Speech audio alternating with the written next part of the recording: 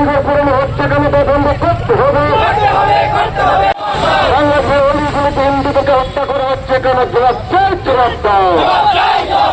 বাংলাদেশ সরকার ধিক্কার, বাংলাদেশের তত্ত্বাবধায়ক সরকার ইউনুস খান ধিক্কার, ইউনুস খান হায় হায়, ইউনুস খান হায় হায়, ইউনুস খান ধিক্কার, বাংলাদেশ সরকার হায় হায়।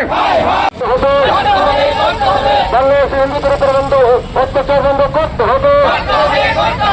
বাংলাদেশের হিন্দু পুরো সনাতনী হিন্দু, সনাতনী হিন্দু ইউনুস খান হায় হায়, বাংলাদেশের সরকার ইউনুস খান হায় হায়,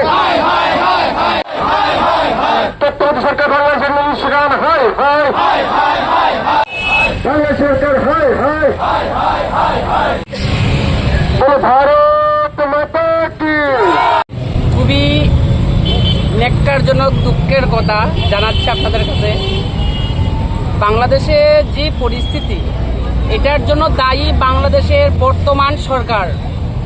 আমি খুবই নিন্দা জানাই এরকম ঘটনার উপরে, যারা এই রকম ইসকনের উপর এবং বাংলাদেশের সনাতনীদের উপর বারবার হামলা হচ্ছে, বারবার উৎপীড়িত হচ্ছে বাংলাদেশের হিন্দুরা।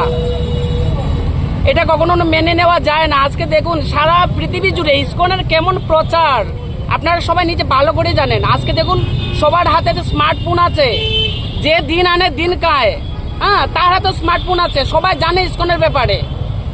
বাংলাদেশে আপনার কিছুদিন আগে বন্যা হলো এবং বন্যায় আপনার প্রত্যেকে, কোনো ভেদাভেদ নেই, প্রত্যেকেই খাবার বিলিয়ে দিচ্ছে ইসকন। আর আজকে ইসকনের উপরে কত বড় জ্বর উঠছে।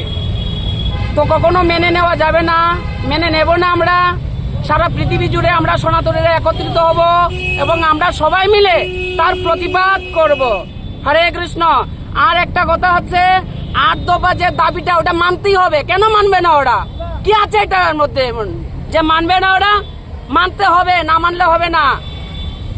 আপনার যোগী আদিত্যনাথ বলেছিলেন, বাটোগে তো কাটোগে, সবকা সাথ সবকা বিকাশ।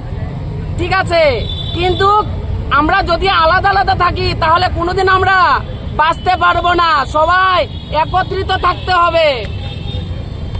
হরে কৃষ্ণ।